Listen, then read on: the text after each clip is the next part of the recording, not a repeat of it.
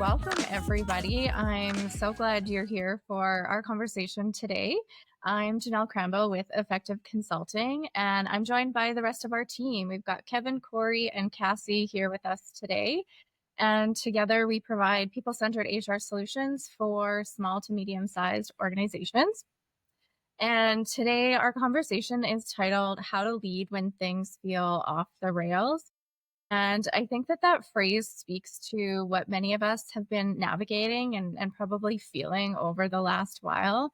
And when we were thinking about a topic for the session today and what we were trying to generate ideas. And really this idea for the topic today came from what we've been seeing firsthand in the work that we're doing with our clients. And really people are tired, life feels full, work is demanding.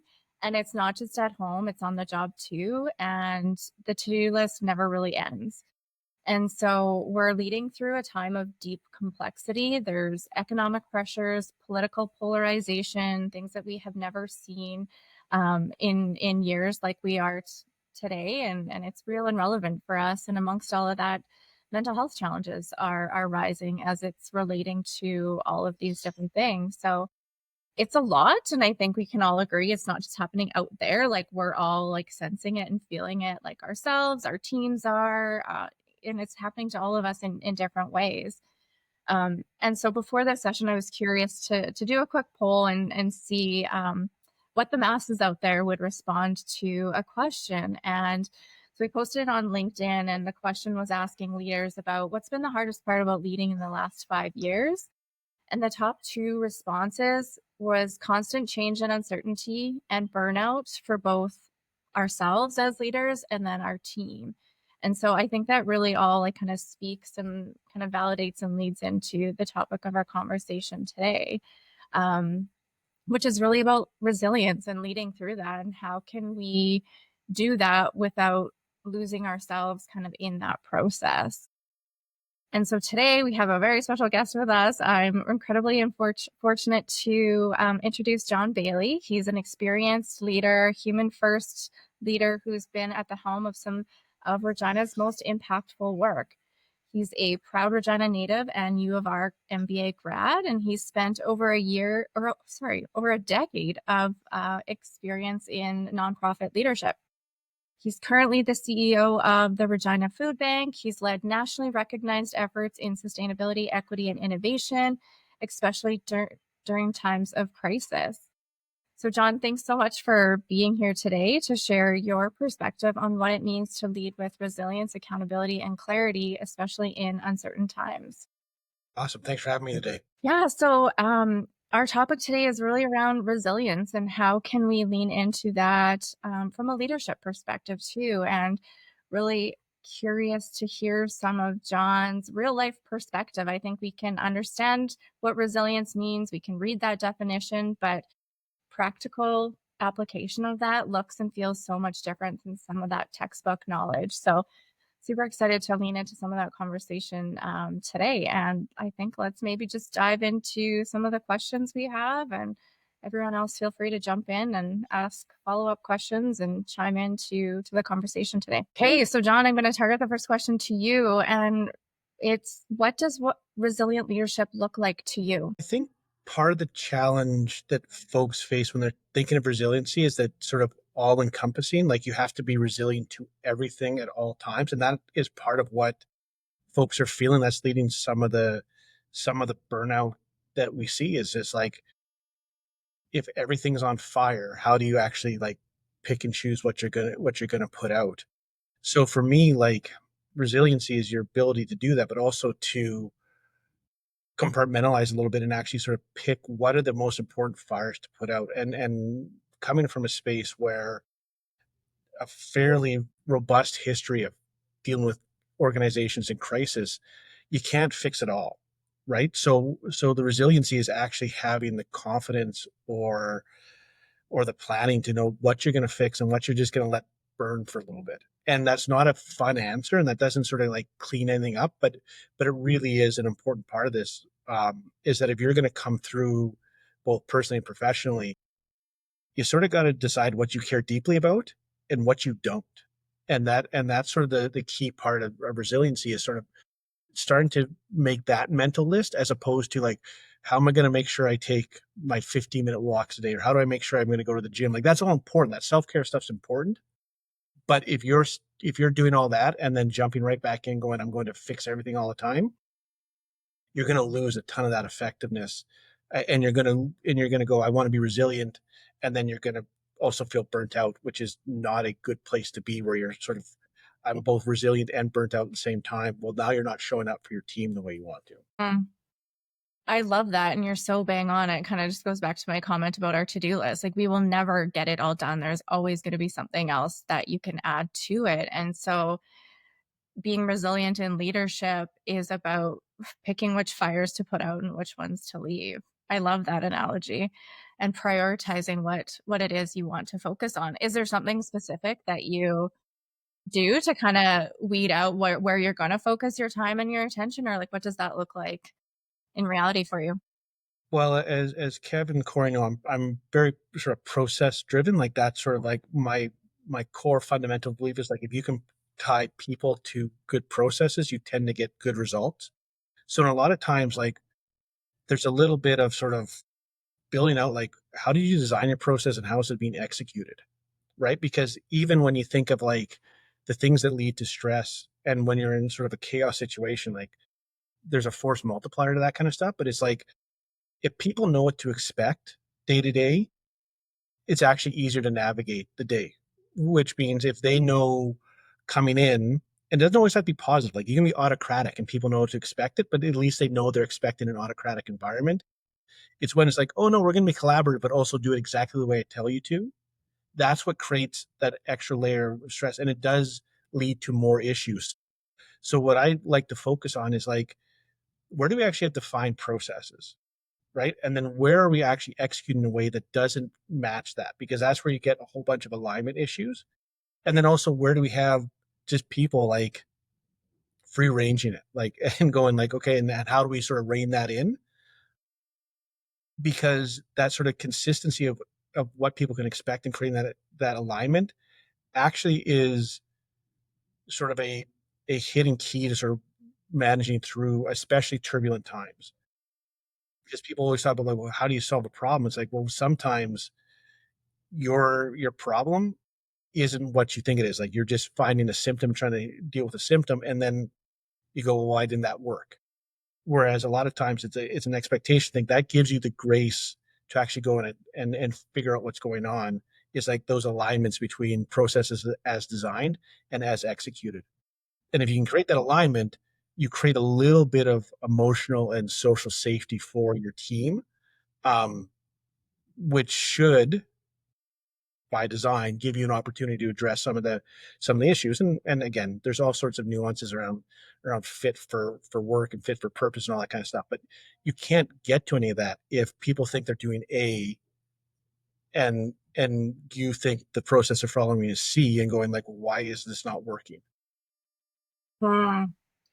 That's interesting. I've never heard that perspective on, like, process and how that design and alignment piece is so important to fit into that leadership aspect. So that's very cool. I learned something there. Thanks for sharing that. Do you feel like you've had to shift your leadership approach in the past 5 years? Like, I think our world has, like, gone through so much in the last 5 years, and some for the good, and some has been, like, quite challenging and uncertain times, and so thinking back to leading through that, have you had to change your approach to leadership at all? Yeah, I think so. I mean, a lot of it comes with a little bit of leadership maturity too. Like the more experience and more reps you get at, the more comfortable I find you are sort of letting others take on lead, and sort of like there's the idea of sort of like, you don't want to micromanage, but you also want to make sure that like things are done the right way. Sort of a little bit more like, how do you sort of manage that piece has been important. The other part that I think fundamentally has changed for us, and I'll talk specifically about the food bank here, is that when I joined here, it was really a command and control kind of culture. It was just like there was the in out board, and there was the, why aren't you showing up at work at 8:15, and why did you leave, and sort of like the sort of pandemic gave us like a hard reset on that, where it's just like, actually some people's jobs are going to be entirely remote. Keep them safe to keep our team safe. So you sort of like force fed that change of like, well, let's like meet the needs of our day. That was a big change for us. And I think that's one of the things that we've all had to get a little bit more comfortable with, especially as we try to attract and retain our key talents, is like being flexible. So it's just like, honestly, I don't care if you're going to pick your kid up at 3 o'clock. If everything's getting done, that's awesome. If everything's not getting done, well, picking your kid up at 3 o'clock is not the issue.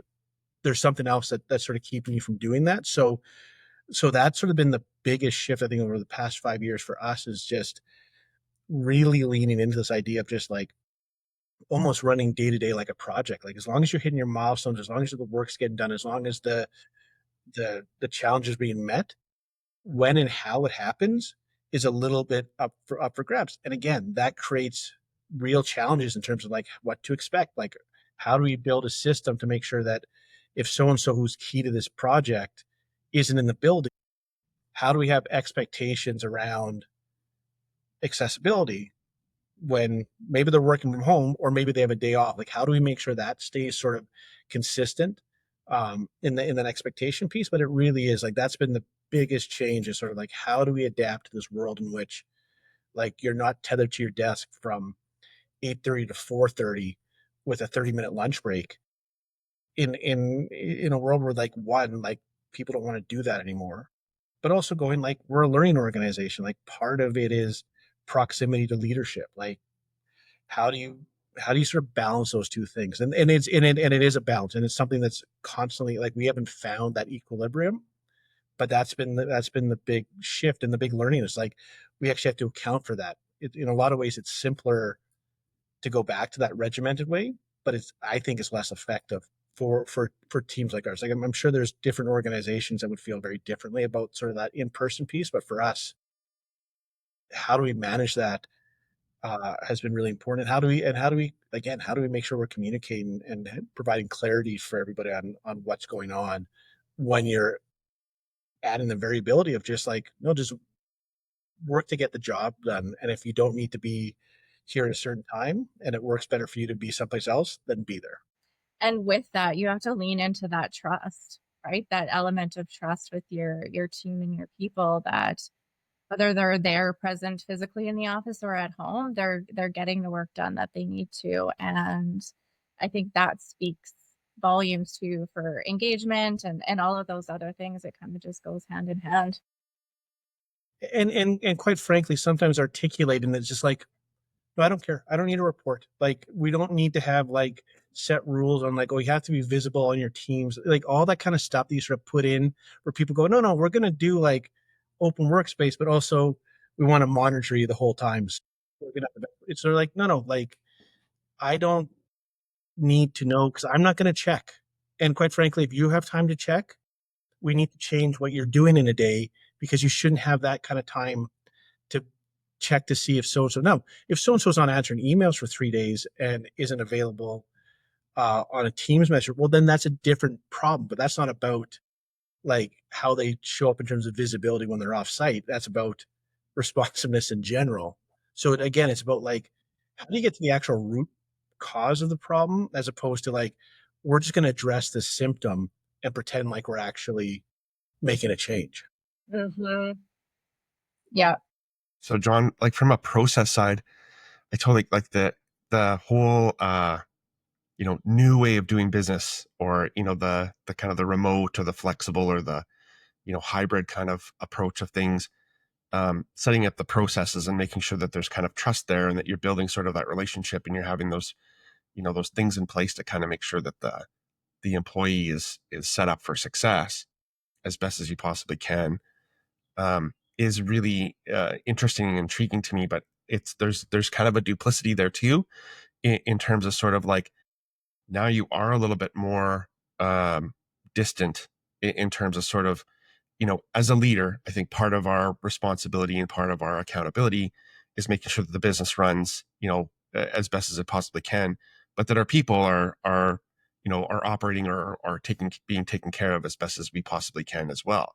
And so when you're, that new dynamic of kind of like allowing people that flexibility and giving them sort of that comfort, or that space where they can sort of feel like they can be their best, but then you're also sort of like, you're not there, so that when when you used to be able to kind of walk by somebody's office or cubicle and say, hey John, how are you doing, and you get that sort of that I'm okay, and there's kind of like that cue from a leader perspective of like, okay, you just heard something that didn't sort of like compute or didn't sort of hit the way that it normally does with John, and you can you sort of double back or reverse, and sit down at that that desk or that table or whatever and say like, hey, what's going on, how are you, how are you doing, kind of thing.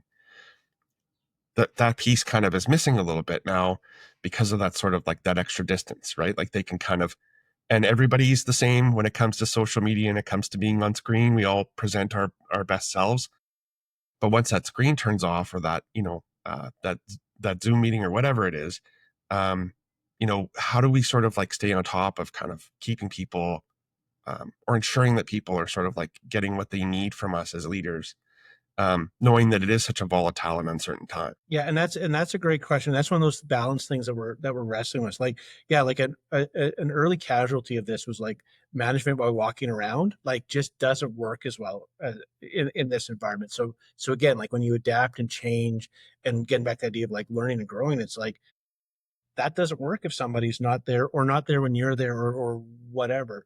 So one of the things we try to do, and like again, like people don't like meetings, but they do want FaceTime, and understanding that. So like we actually schedule FaceTime. So like sort of our sort of mid-level managers and up have it at the very least like a monthly cadence check-in meeting. And like it's not a project plan meeting. Like that's a different meeting set. But these are always in person. They're set in the calendar, so we have to change them here, there, whatever. But we hold to them, and it's basically like the start of the meeting is, and it took some getting used to. It's just like I don't. I mean, I talk, but I don't lead the conversation for the first 25 minutes of a 30-minute meeting. Like it's just like, and they can talk about whatever they want. They want to talk about what's going on at home, or they're like, that's fine. Like we're just like, but they want to talk about a work challenge or whatever. But it's not about task based or project based touch base. It really is just a monthly connect. And as we work up to sort of like the more direct team that I work with, those meetings become weekly. And again, unless there's extraordinary circumstances, like they're done in person at my desk or at their desk, or wherever we're choosing to meet offsite sometimes. But again, it's like it's sort of time, so it doesn't go on forever and ever and ever. But like the first half to 3 quarters to sometimes more, I don't ask for updates. I don't do anything. It's just like, what do you want to talk about? And then let them talk, right? And you get some of that. Now again, it's not the same as walking by, but again, like walking by, you're still the chance of like, well, what happens if they're at a high point, or you miss a cue because you're walking, you know what I mean? So it's like no system's perfect, but trying to find that balance of being able to sort of check in. And again, we unearthed a ton of frustrations or underlying like friction points just by like not talking about the actual day-to-day stuff. It's like this is what's on their mind. And once you get that comfort level and that used to routine, it starts to become more and more apparent. So it's like some of these half-hour block meetings take 45 minutes to an hour, but it's because we're digging into something. And sometimes these half-hour meetings take 15 minutes, and they're just like, okay, no, we're good. And you sort of move on. So again, it's not a perfect solution, but it is like you have to substitute that ability to walk around and be that sort of freedom of movement when everybody's there with something else. It can't just be, like you said, it can't just be Teams. It can't just be like one of these things where like they're engaging with you, but they're also on a second screen kind of stuff. Like it has to, there's sort of Yeah. no substitute for like being there in person. What I'm hearing from you, John, is it's a people-centered approach. It's just a matter of how you do it, right? It's caring about the person, if they're at home remote or sitting in a cubicle or in the warehouse at the food bank or wherever. It's you as a leader making an attempt to care about them and listen to them. Yeah. And that's the whole thing with going like it's always like I'm not setting the agenda for the meeting. It's like the first bit's like, so what do you want to talk about? And if they ever ask me that, like it's always like pushed right back on them, going like, this, like, in a joking or non-joking way, going like, no, like, I'm not, Yep. you have to start. Like, Yep. Yep. I'm not starting. We can do the Goodwill Hunting thing here, where we'll sort of sit in silence for till one of us breaks, but it's not going to be me. So you might as well start talking. Yeah. I love that. I love the face-to-face meetings piece. I think that is like so critical and um so important. And I hadn't actually thought about that in terms of sort of like, okay, so you've got this kind of virtual, environment now. You've got this flexible, environment. And but when we meet, when we're going to sit down, we're going to talk face to face, because it's sort of hard to kind of hide the blemishes or the issues or the things that, when you're sort of sitting down across from each other. But it's also a show, of yours to sort of be like, look, you are important enough to me as a leader that you and I are going to sit down and we're going to, stare at the whites of our eyes and we're going to talk a little bit about what's going on. And that whole concept of kind of like allowing them to kind of lead the conversation and you're just sitting back and listening, you're right, is sort of the best way to kind of get at the root of some of the issues. And some of it may start as small talk, but it eventually is gonna, eventually the red carpet's gonna roll out and there's gonna be this conversation about what's really bugging them or what's really bothering them, especially if they know that you're somebody that, wants to hear that from them, and that they trust you. And I love that. I think that face-to-face meeting piece is so, it is something that we'll have to kind of like think a little bit about and see if we can build that into some of our engagements too, just to make sure that we're not sort of, because it does sort of feel like it's easy, right, to use, like, to hop on a call. I can just do that, but showing that, taking that extra effort, I also think sort of shows that care and attention and really wanting to kind of sit down and get to know what's going on and be with you, sit with you, kind of be a part of, what's happening. Yeah. And please understand, like, we're not like I try with this, like one of those organizations where like, oh no, we're super flat. It's like, no, like I need a process update, a project update. I freely like use the sort of power dynamic to go like, no, we're having a meeting because I need an update. But that's different than this, right? So this isn't like, again, it's about like creating a space that's distinct from that rest time. Like sometimes like you talk because you need to express something. You talk because you need to get an understanding where something is, where it's at.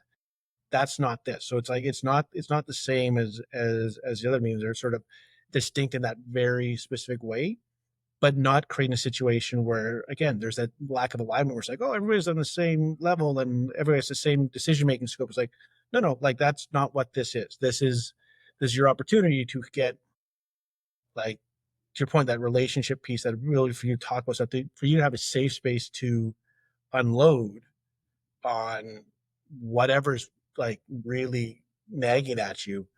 Uh, but again, there's a distinct expectation from what that meeting looks like compared to sort of any number of sort of team based huddles or whatever folks do throughout the course of the day.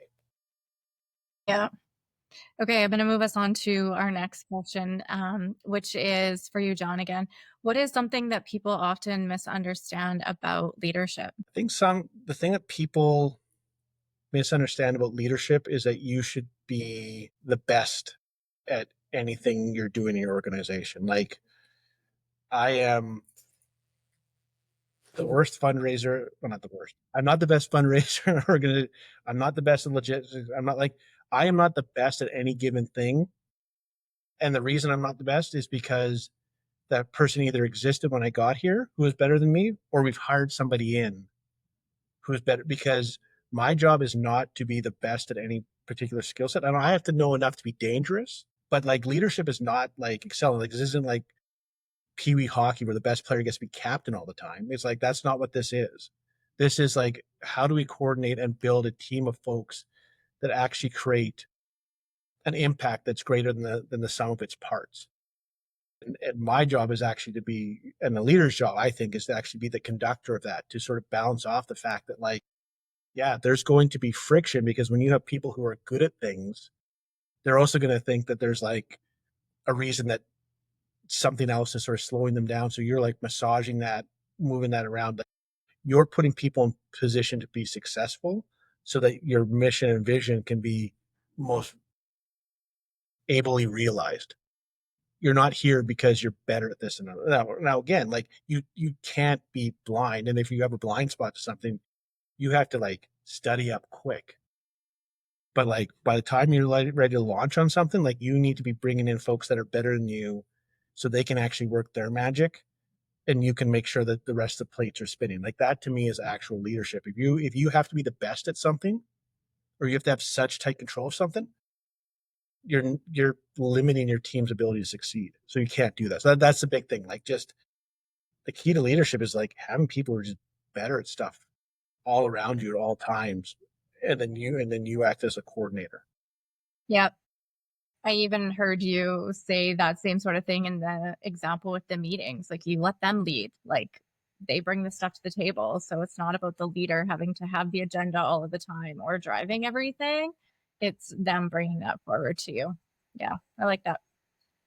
Do you have a mantra or a go-to question when things feel chaotic or out of control? That shifts. Like when we talk about like the process piece, like sometimes the mantra or the is like it contains 4-letter words that will try and keep your non-E rating on this going. Like right now, because we're in a state of change that's so heavily based on our ability to more actively and effectively manage things metrics based, like we're in a really significant period of change. Like, the mantra is like based on what? Like, are we basing this on our use of numbers? How confident are we in what in the data we're pulling? Or are we basing it on like this is the way it's always been and we're gonna do it? So like our mantra right now is based on what? So the question becomes, people present something that's like based like if it and that's partially to have, again, folks know the question that's going to come. I need to order this. Okay, based on what? And then it's not an attack, it's not anything. Like they know that that's the question that's going to be coming.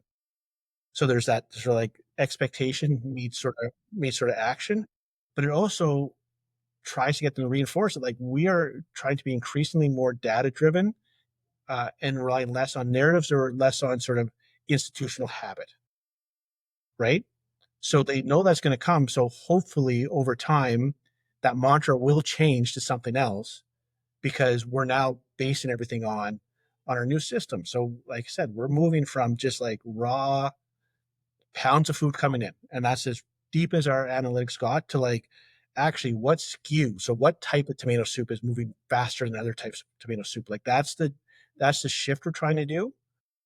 So that is super critically important to that, in addition to some other things we're doing. So we don't want to lose the person centered. Like we're doing this to serve our community, but we're doing it to serve it better. The big jump we have to do is actually understand the data. We can't open a food hub where people have choice and just dump random stuff in there, right? We can't sustain purchasing and procurement without having a sense of like, what are we buying? So like I said, that's why the based on what has become our new mantra. We've had other mantras before, and they sort of shift. Like it really is like, for a time it'll work and then it'll stop working. Mm-hmm. For a long time when we were leading up to the food hub, it's like how does this lead to 10x?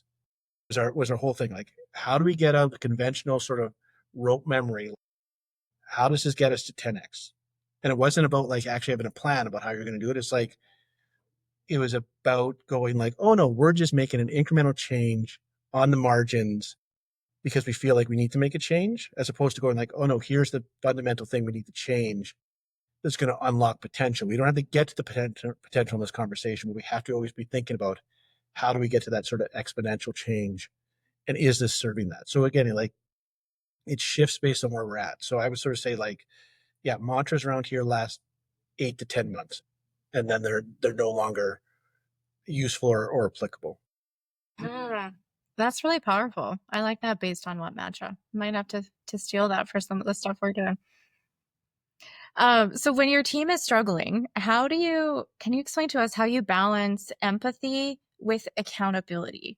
And so I think we're in a time right now where our employees are looking for more flexibility, seeking more support in different ways, and leaders want to provide that to our teams, our people. But on the flip side, there's also accountability from the employee standpoint.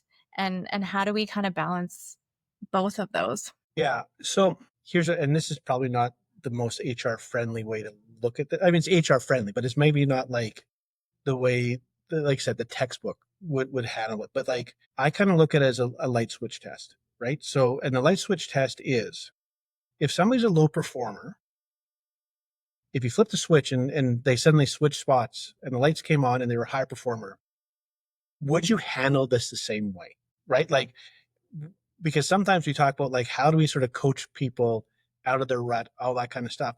Well, that's stuff you do for somebody you think you has high potential. If somebody's underperforming, if they're not meeting the expectation, and you go, okay, we're just going to pretend like this is not a low performance issue. This is a high performer that's hit a rut. Would we do the same thing? Right? Or and a lot of times the reason we do that is it provides clarity, because then you're sort of going like, is there an opportunity for this person to actually be successful, or are we just delaying the inevitable, which is actually like from our perspective way less humane. Like if somebody's just not a fit, putting them in a situation where every day they come to work going like, I'm not going to succeed. Everything by the person I'm reporting into is going to like all that kind of stuff is like if that's their fit. Again, it doesn't make them a bad person, it makes them a bad fit. So that light switch test allows us to, as much as we can, avoid trying to prolong the agony of a bad fit and actually move to like, well, no, like here's the coaching, here's the support you need, here's the accountability, as opposed to like, you know what, we're going to move quick. We're going to move quick so that we can be as compassionate and as generous with your departure from the organization as possible. Because we don't want this to drag on. We don't want this to become like, it's like, if you're not a fit, we're going to try to look after you, but we can't keep you here anymore. But if there's no pathways to success, if there's no ability to, on our part, to support the person into success, then we need to be really clear with ourselves that that's the case. So they either need to switch roles or they need to be supported in their exit from the organization because there's no pathway for us. Because we have limits too, right? Like we can do so much and we do so much to try and support people.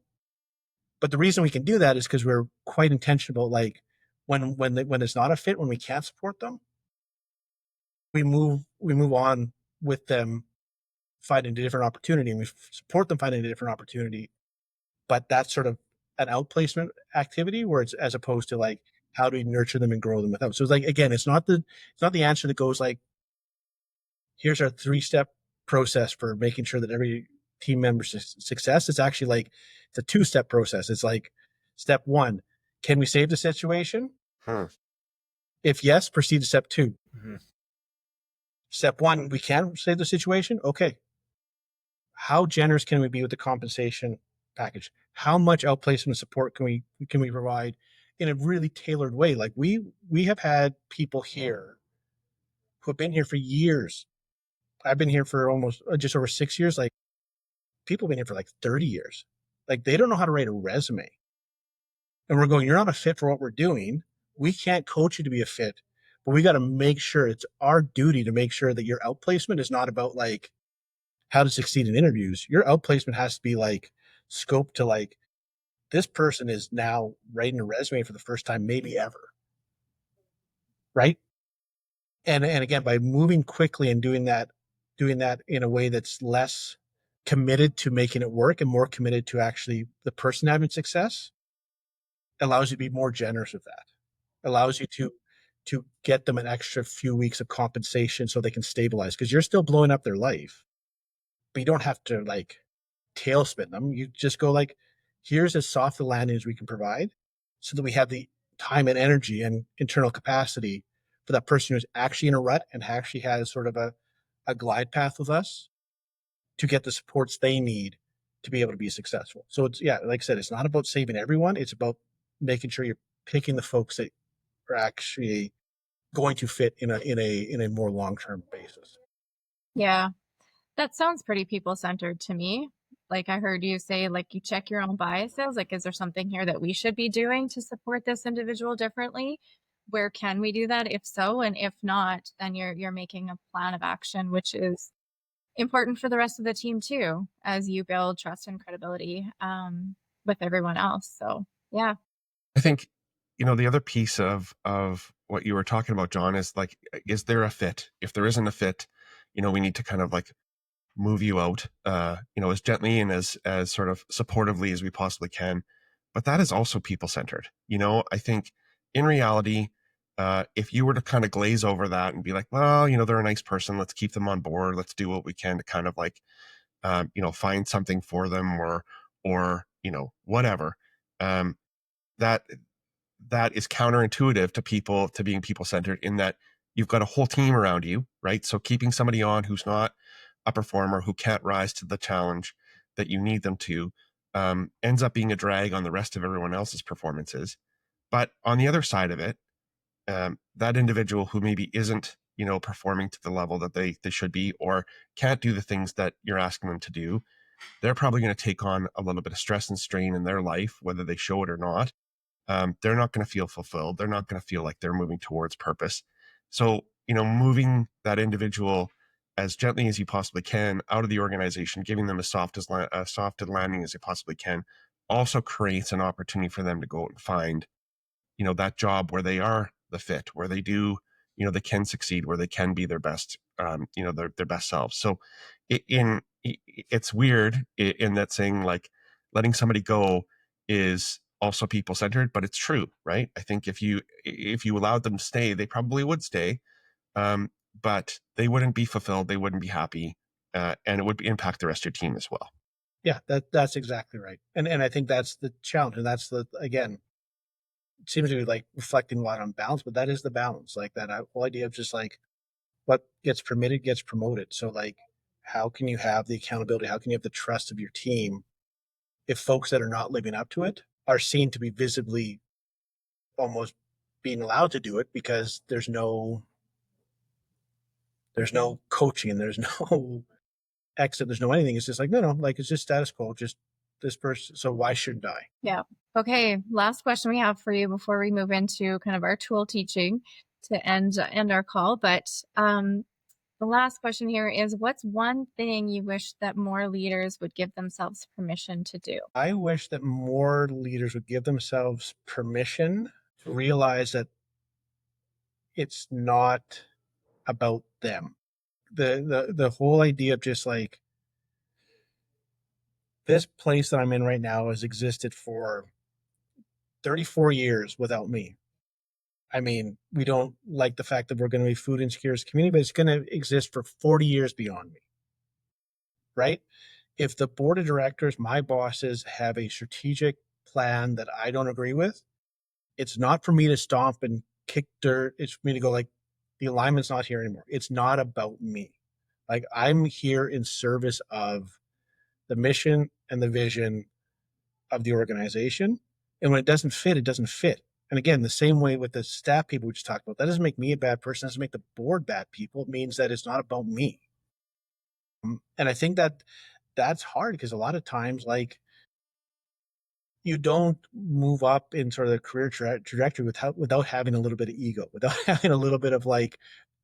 So this isn't like an absence of ego, but it is a realization of this. Like I'm a strong believer in the first thing a CEO should do when they take a job is right. There's a succession plan, and that succession plan should be updated annually. And I don't mean like who's who on your team who can take your role. It's like no. Here's what's actually going to happen if I leave or if you walk me to the door. Here's the actual steps because that's a tangible reminder that it's like you're not permanent. The work you're trying to do should be permanent, but you're not.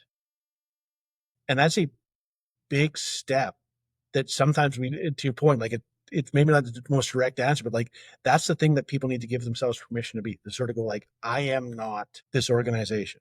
I am a steward of this organization, trying to do good things, trying to, whenever possible, do cool things, do innovative things. That's great.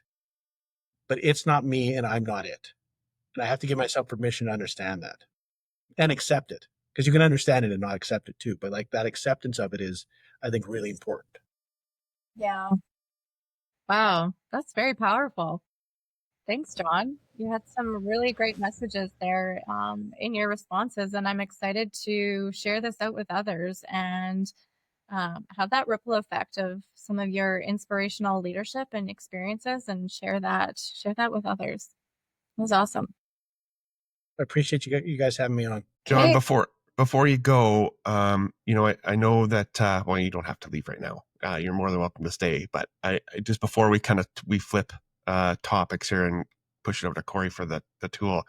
You've been very, very good in the last 41 minutes of not using any Bailey analogies, whether it's like the wolves at the door or, the gates open in the raptor cage or any of those different kinds of things. I know that it's probably twisted you up inside, that you haven't had a couple of home run, Baileyisms. Are there any you want to blurt out just before we get started in the tool? Or First of all, I want to thank you for acknowledging the effort put into that, and also no curse words. Like, yes, no analogies and no curse words in a 41-minute span is not nothing. that's true. That's true. No, I don't have they got to come organically. Like, it has to come in conversation. I can't just otherwise they don't make sense. Like, they have to come. Yeah, I hear you. I hear you. I just, I really did want to acknowledge that, I haven't heard any today. So, Yeah, and anybody that's watching knows you will know that that's not par for the course. Appreciate you that keeping them is to true. yourself for the last 42 minutes, buddy. I got to rein it in for a general audience. There you go. Okay, well, to close, we really just wanted to offer leaders some practical tools that can help lead through kind of complex, uncertain times with more clarity and support. So I will just share my screen and pull up some slides for us to go through quickly. Okay, I'm going to turn it over to Corey first to kind of intro our first tool, and I'll take over the second one. Sure. So our first tool is kind of what John was talking about. First, I'm going to say, JB, you are a servant leader. The first rule and what you said about, it's not about you, but it is all about you. So understanding that is actually our first belief in servant leadership out of our 5 beliefs course. So way to go on that. It's awesome and refreshing to hear that from you. So really the tools for resilient leadership and why it matters is it requires big time as a leader, self-awareness, empathy, and trust building. John just talked about this. And, that part of knowing that it's not about you is all self-awareness. It's, hey, this is me. These are my strengths. This is my emotion. This is my cognitive ability. This is my experience. All that stuff starts with you and your self-awareness and understanding where you fit. And then taking that and building trust with your people and understanding where they're coming from. So we always say that leaders, if you don't know yourself, you're not self-aware, how are you supposed to build empathy with others? Is because you're discounting yourself. You're not confident in your abilities. You're not confident in your experiences. So really, we want these tools of self-awareness, empathy, trust building, these things to help you through resiliency, because it gives you that concrete pathway to really calming down the chaos in today's world. Okay. So one of the tools that we use is an empathy map. It's a leadership tool to explore other people and really understand where they're coming from. It could be situational, so that day of the week. It could be over a longer term period. I love the example of what JB just said about, it's not a fit, step 1, then step 2. It really starts with empathy. So you as a leader starting to dig a little deeper into that person that you're in care of. And we said you're not in charge of, you're in care of them when we're working. And it's a great tool to use for coaching, for feedback, for team design, but for more importantly, that conflict resolution. Where are they coming from? What is going on in their life? Just not at work, but at home. And you as a leader, being a steward of your company, it's a major tool to help you is to use empathy. Okay. So what does an empathy map kind of look like? We kind of designed it after marketing, because Kevin and I are like, what do marketers do? Well, they try to create a target or a target audience. And we felt, well, as HR professionals, when you're coaching somebody or where a leader has somebody, an employee, what's their target? What's their audit? What's going on with them? And what's their end goal? When are they being the most successful? Okay. So what we did is we created the empathy map and kind of 4 quadrants. So in the middle is the stakeholder. So let's say the stakeholder's Corey. Okay. Corey works for the food bank, the Regina food bank, for example. And it could be a situation where the leader, the manager, whoever the direct report, the supervisor is thinking, okay, what's going on with Corey? There's something just not jiving. Maybe Corey's late for work all the time, or Corey's underperforming in their tasks. So in the 4 quadrants, we pull out the empathy map and say, what is Corey actually saying? So what are the words coming out of Corey's mouth on a daily basis? Is it the same repeatable things? Is it something that is consistent? Is there something that is kind of eye-opening? But what are they actually saying? So what you do is you actually just write them down. What are they saying on a daily basis? The next is, what is Corey thinking? So what are they actually thinking when they're coming to work, when they know they're underperforming, or if they're late all the time, or something isn't going? What are they thinking? Okay, so you write that down in the empathy map. What are they feeling? Okay, are they scared? Are they scared they're going to lose their job? Are they anxious? Do they feel sick to their stomach coming to work every day? So what are they actually feeling? Okay, and then what are they doing? What are they actually doing in their role? Or to make them not be themselves, or just something a little off? What are some of the signs and the signals, their actions that they're taking every day? And what you see is you start writing them down, and it becomes a clear picture, a map of what could possibly going on in that employee's life. And at the bottom, there's kind of some quadrants, but it's to fully recognize what could be happening. And you, as a manager, a supervisor, director, a CEO, it's giving you the opportunity to actually sit down, reflect, and gather information. And if you don't know what's going on after the empathy map, it gives you permission to ask more or find out more information. And that's the key here. What am I missing here? What other tools do I need to really help this person out? And it's a great tool to use before you're giving one-on-one feedback, one of the meetings that you're going to go down, when there is friction in your team or low engagement, and when designing employee experiences. It's just something to gain helpful insights into what that person's thinking, feeling, doing, and saying. And typically, there is a problem happening outside of work, or it could be inside of work. But that's what you're trying to get to, is that root cause of why they're just not being themselves. Awesome. Thanks, Corey. You're welcome. So I'm going to transition into the GROW model, which is a tool that you can use for employees. And I love that Corey spoke to the empathy map, which is something that the leaders can do to check their own biases and assumptions and go through a process.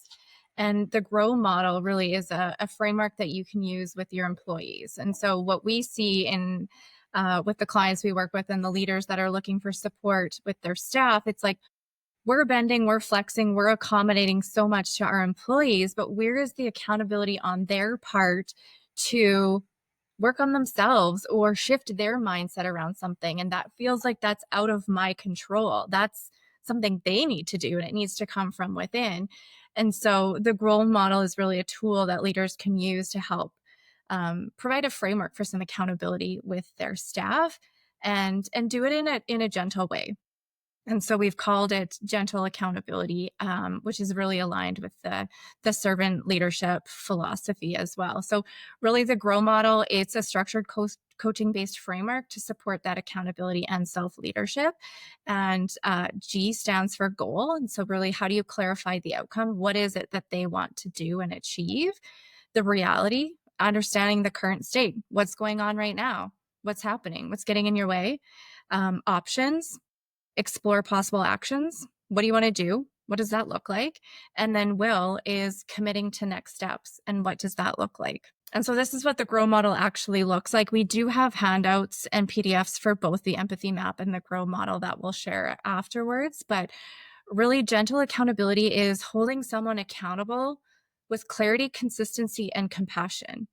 A lot of the times, lack of accountability or action comes back to communication and clarity.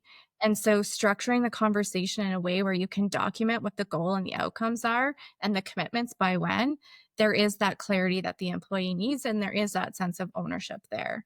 But really, this approach is focused on growth, learning, and trust, not shame, control, or punitive outcomes. It's about that self accountability and empowerment through coaching and clear expectations. And why does this work? It's really about shifting ownership to the employees. I think John had a lot of great examples today where he shared what that looks like in real time leadership, and letting the employees drive the agenda and what is it that they want. And we as leaders can't do it all, and we're not expected to do it all. And so really shifting that accountability and ownership to the employee is empowering, and it's really impactful, and it really does help build that trust and psychological safety amongst the teams, and encourages self-reflection and follow-through. So if an employee has gone through the process of the GROW model and identifying what it is that they want to work on and what they want to achieve, there is more accountability for follow-through on them versus somebody asking them to do something. And really, it's about supporting the employees without stepping in to solve them. I think that that's a core concept of servant leadership too. And this GROW model is just a really nice framework that kind of lends itself to support that whole process. Any other comments from the group? Gentle accountability, servant leadership. I think it's just a really good way to foster that listening. I heard John say that too. Like, I'm here. I'm going to listen to you for the first 20 minutes. It's like, you read our presentation, John. You should have delivered this part too. But really, it's about listening and supporting and holding space for growth in your team members. Yeah, the title of today's about resiliency in this world of chaos is people need people. We're kind of built that way. We need to be around people. And I know extreme introverts that like to stay in their room or don't want, but you still need people. You still need contact. And I think when you get into the work environment, is coming from a people-centered approach. And we talk about it in our servant leadership practitioner in our training is, it's like parenting. So when you have an employee and you build trust with them, it's like a parent-child relationship, and they matter. And when you have that, you build trust so that they don't ever want to disappoint you, and vice versa. You don't ever want to disappoint them. And that's ultimate accountability in my books, is to be accountable to each other. So I think the listening to John and using empathy maps and the GROW action guide and all these things, it's all people-centered approaches. We just need to be human and there for each other. And I think that will calm down the chaos. Yep. That's a really nice way to close. Yep. Love it. Yeah, it's about not giving the answers or fixing it. You're coaching, supporting, asking good questions, and listening to understand. Yep. Okay, well, thanks everybody. I think that's a wrap on our call for today. Thanks, Janelle. Thanks, John. Thanks, everybody. Appreciate it, guys. Thanks so much. See Take ya. care.